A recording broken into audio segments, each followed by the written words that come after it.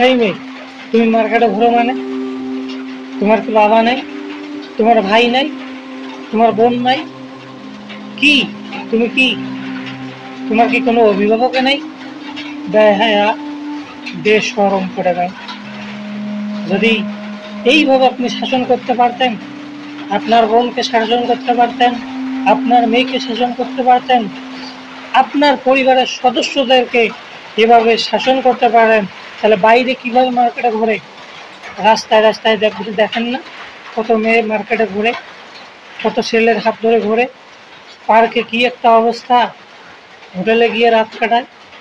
আপনার কি common sense নাই? আপনি কেমন অভিভাবক? আপনি কেমন ভাই? কেমন পিতা আপনি? আজ এই মুহূর্তে থেকে সিদ্ধান্ত নিন, এই মুহূর্তে থেকে সিদ্ধান্ত নিন যে আপনি আপনার মেয়েকে পর্দার সহিত চলাবেন। ইনশাল্লাহ দেখবেন তার জীবনও মানে সুন্দর হবে, আপনার পরিবারের সদস্য যারা আছে তাদের জীবনও সুন্দর হবে। ধন্যবাদ।